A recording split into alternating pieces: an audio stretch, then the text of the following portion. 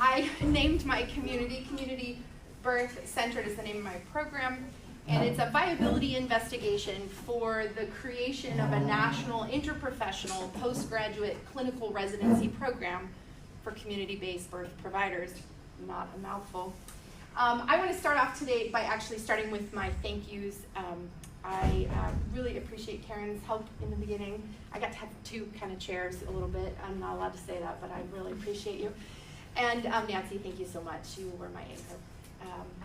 And Vicki, I think, is on the line. Thank you so much for your participation. My inspiration for this project, I've been a midwife for 20 years and have had many, many opportunities to be deeply inspired by many people. But about 3 years ago, I shifted to doing a different kind of a path and not directly midwifing the clients, but actually shifting to midwifing the midwife. And in that venture, I have a national consulting firm, and I take calls regularly from midwives who have experienced perinatal loss. And so I have occasionally gotten calls from the family to explore the outcome with midwives. And so I was very, very honored and still am deeply honored to have been a part of investigating this sweet baby's life. So Mira was actually born and died on my birthday, and is a part of a close family friend. And her parents, through experiencing this profound, unexpected loss, were able to discover two lessons. And one is that if something's not working, we have to take a step back and figure out what is wrong. And the other is that if you have a dream, now is the only time, because life is so precious. So these lessons are deeply meaningful to me in all parts of my life.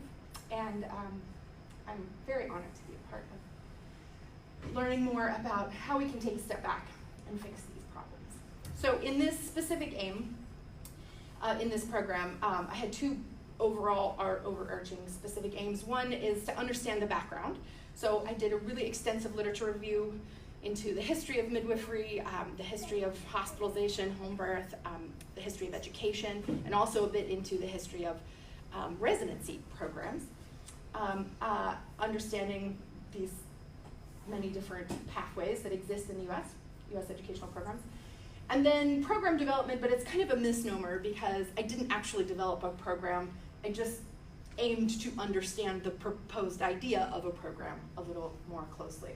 So I surveyed stakeholders, and I recommended some general program structure based on their recommendations and my own experience. And then I also tried to find the states in the United States where it would be legal and autonomous for all 7 provider types to practice. There isn't one, by the way. We'll get into that. So we have a healthcare crisis because of a large part because of cost. So this simple slide here shows the ranges, and this is a little bit old of a slide, but you can see, you don't even really need to read the numbers to see the incredible range in cost. An uncomplicated vaginal birth in the hospital costs more than 3 times that of which it costs out of the hospital, so that's a major problem. We also have a maternal mortality crisis in the United States. This is not new to my audience here, but important information nonetheless. And this is the newest figures here are showing the US way outside of its other industrialized nations cohort. The World Health Organization has said that the Scandinavian countries, which hold about 3 deaths per 100,000 births for women as the irreducible minimum. The United States is at 26.4, so that's unacceptable on so many levels. So I came up with a proposal that a national network of community-based clinical sites for postgraduates to be trained in the midwifery model of care with a focus on this community-based birth could create a comprehensive solution to some of these problems. And we're going to get into a little bit more about the problem. So this is just a tiny sampling of the many, many problems with maternal health care in the United States. The cesarean is the most performed operation in the United States. That's a problem, I think. Fewer than half of rural women live within 30 minutes drive of a hospital. We heard that in Amanda's presentation today. Maternal morbidity and mortality is rising, specifically in relation to social justice. It's even more devastating. We all know now that African American women are 3 to 4 times more likely to die during their childbearing year than are their white counterparts. Totally unacceptable. Compared to other industrialized countries, the United States ranks second to last in infant survival. So even though we spend the most money per capita, we lose more babies. And so all of these problems come together. And by the way, because in other slides you've seen 98 to 99% of women give birth in the hospital, we know that these are not representative of home birth statistics. These are hospital statistics. So because the midwifery model of care allows women to have comprehensive continuity of care with providers who spend time and energy on them, we know that it creates better outcomes. And so I really truly believe that one of the major solutions to the crisis in maternity care in the United States is the midwifery model of care, as does everyone in the room. And I also believe that out of hospital, which is now being called community-based birth, because the negative does a poor job of describing the positive, community-based birth could really be the solution. But as we know, the other problem is that we also have widely varying degrees of scope and experience and law for those that practice in the community. So a residency based in the community setting that could orient all provider types could radically change the experience of women giving birth in the United States. So just a few definitions so that we're all on the same page. Community-based birth is any type of birth that happens in the community, home, birth center, clinic, and other. And hospital-based birth is births that happen in a credentialed hospital where other healthcare happens as well. We have 2 basic models of care, the midwifery model of care and the obstetric model of care, and although they're named for a provider type, they actually more accurately describe the location where the care is rendered. So the midwifery model of care is what is generally delivered in the community, and the obstetric model of care is generally what's delivered in the hospital. So the midwifery model of care, it's been spoken about all day because it really is the solution. It has 4 distinct care points that provide women-centered, and I think, we're changing this language a little bit, but this was their original language, women-centered model of care that has been proven to reduce incidence of birth injury, trauma, cesarean, and etc. Obviously, we're not going to go very deep into this, but the midwifery model of care has meaningful outcomes. So let's look really quickly about trends in childbirth. I want to be careful to say that correlation does not equal causation, but trends are obvious. So here we can see that cesarean section rate by state. The lighter the color, the less the cesarean. The infant mortality rate by state, the lighter the color, the less babies die. The maternal mortality ratio by state, the lighter the color, the less women die. So we sort of have a trend here of what's happening in the United States. And then we look over here at home birth rate. And this does not include birth center rate, but home birth rate by state. The darker the color, the more midwives, the more home births. So you can see the reverse is true. I hesitate to draw massive conclusions other than to say these trends are important to pay attention to. I think it is fair to say that when we have more midwives and when we have more out-of-hospital birth, more community-based birth, we have safer outcomes. I think we could probably dig into that deeper, and in fact there are many researchers doing that, but it's useful to have the visual, I think. So I looked at many other countries as well because I wanted to understand where they're losing fewer babies and they're losing less women in the childbearing year. What are they doing? Because it's obviously working. Great Britain is quite fascinating in that their National Health Service, and again we come to maybe the major problem here in the US, but their National Health Service released a statement in 2014 saying that it was safer to have your babies at home or in a birth center than in a hospital if you're healthy and low risk. Their government is saying this. Sweden, Norway, and France, midwives oversee most expectant and new mothers. And in Canada and New Zealand, midwives are even brought into high-risk births because it's known that they're the experts in keeping things normal.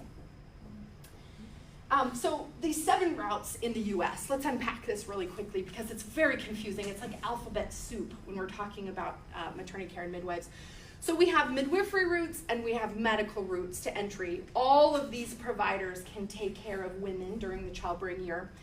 Under the midwifery route, we have a nurse midwife, and that's called a certified nurse midwife, a CNM, and then we have direct entry midwives, and all of these midwives come to the profession without nursing. So a CPM who goes to school, a CPM who does an apprentice-based program, or a CM, which can also be schooled, but all of these skip nursing. And then on the medical route, there's 3 different types of medical doctors, and then they can be 3 different types of certification types, so it gets very confusing. But essentially you could be an MD or a DO and be a family practice physician or an obstetrician, or you could in fact be a naturopathic physician who gets additional midwifery training like they provide in this actual institution. So I culled all the research and all of the data on all 7 of those provider types and created maps of practice in the nation. So this is the CNM educational and practice landscape. The dark color is where they have autonomous legal practice, and the lighter green is where they have limited practice. And it's a little different state by state, but essentially they must have physician supervision to see a patient, to order meds, or to admit in the hospital, or some other limit to practice. So only about half of the United States has legal and autonomous practice for CNMs, which would then enable them to practice in any care location, right? So the CPM landscape is split into 2 because we have 2 routes of entry through the Certified Professional Midwife route. One is through the MEAC education, Midwives Education Accreditation Council. And so that for that map, we have all of these states are legal. The light green have pending legislation, and there's been 2 more added, but that happened after finishing research. And then the hash mark, it's legal, but you can only be legal if you go to their schools.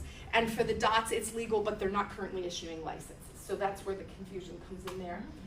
For the CPM educational route through the PEP process, these are the only legal states. And then for the certified midwife path, another direct entry route, there are only 6 licensed states, but only the 2 dark green offer autonomous legal practice. The rest have some kind of limit. And again, we do have several more of these certifications that have gone through a legislative process this year, Hawaii being one of them. It currently passed, but it doesn't get implemented until 2023, and I think there's a few other states on that list as well. When we look at the naturopathic doctor midwife landscape, there's only 22 states where it's currently legal for them to practice. So obviously very complicated. We assume that obstetricians and family practice physicians, because they're licensed in all 50 states, could practice in all 50 states, but there are limitations we can't really measure, like liability insurance, like hospital admitting policies, and just the general potentially hostile nature in their community. So it may be that although they are legal to be licensed, it would be impossible for them to practice out of the hospital. So I couldn't make maps for those. But the research that I got is that in preparation for independent practice from all 7 of these types, there are actually no midwifery schools of any type that offer in-depth business education.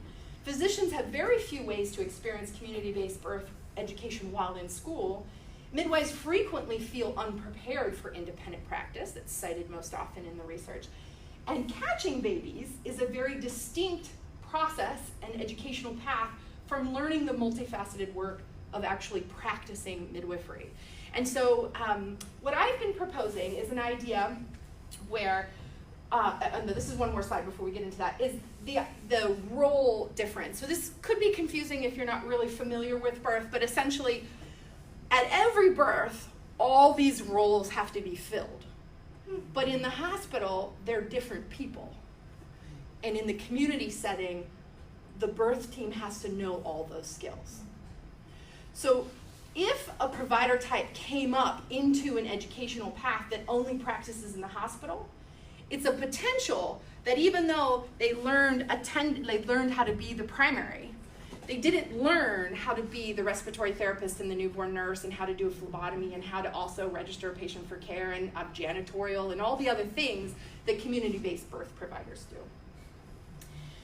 So in my survey results, I had this, we're just gonna go through this really quickly. Essentially, my stakeholders, who were themselves community-based providers in all 7 types, representing 13 states of information, responded with their general understanding of the readiness of this provider type to practice once they graduated. And I think what's interesting here is that the tighter the boxes, the basket box and whiskers plot, and so it's showing you kind of the range, the tighter the box, the more commonality we had in the survey respondents' understanding of that provider's skill level. So CPMs, basically people know what they're supposed to do, and I think that's quite important. But down here in some of these other types, generally the stakeholders who know the most about community-based birth don't even quite know if they're ready to practice out of the hospital. They may not know their total scope. And then family practice physicians and obstetricians were rated the lowest because they don't actually have community-based birth skill, even though they may get very high education in the hospital. So I got 4 main recommendations from surveying those stakeholders. Advanced skill experience. When you graduate school, you might have read about, but not actually experienced some of the more complicated birth scenarios. Business acumen and entrepreneurial education. Most midwives who work in the community setting are self-employed, and yet they graduate without any skills to run a business. Leadership management training and preceptor skill acquisition. When they graduate, they don't have this skill set. It's kind of a sink or swim reality in most community-based scenarios where they have to learn as they go, and we have tremendous burnout and we lose a lot of great practitioners because they don't have some basic skills. And then we also need more advocacy, research, and social justice exposure, education, and practice in our community. We know that 89% of surveyed practicing CPMs identify as white, and less than 1% of practicing midwives today are African American. So we need to work harder at creating an appropriate workforce to meet the needs of our culture. So I came up with this sort of formation, that these 4 pillars of education in a residency program, and then I broke them out even further into little sort of developed ideas below those. And it's just reiterating what I said, but it's good to see. I'm a visual person. It's good to see it in visual. And then I also came up with sort of a sample flow of how this year-long residency program would go.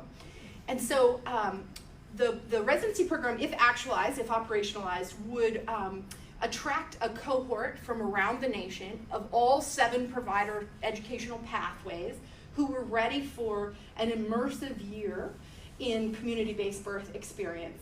And they would gather at the beginning of the year for a cohort intensive hands-on skills assessment and training workshop. And then they would be sent out to their clinical sites. So a number of high-volume home birth or clinic or birth center sites would have supervisory midwives who would accept these residents, and there would be 1, 2, or 3 at each location. And then throughout the year, they would do all of this advocacy, business education online and present their content to each other and to the course facilitator, but continue to attend births on their own at their clinical site. And the big difference about this residency opposed to their education is that that would be a paid position. This residency would be paid by the client signing up for care in these locations. So when I overlaid the maps, I found that there are 10 states where 6 of the 7 educational paths can practice legally and autonomously. I had to remove the certified midwife credential from this mix because there's so few states. So hopefully they will get legislated in other states and will be added to this. But right now, OBs, family practice physicians, certified nurse midwives, and certified professional midwives of either educational path could participate in clinical sites located in these 10 states. So this independent project, I think, is really relevant, and I think it's really important to the world of maternal child health because we need to renovate the community-based birth educational process in order to make it standardized and accessible and therefore available to the mainstream. And of course, Saraswati Vadam has done some amazing research, and one of her brilliant quotes is that poor coordination of care across providers and birth settings has been associated with adverse maternal-child outcomes. So we know statistically that it's true. If we don't coordinate, we aren't going to make it. Not advancing now.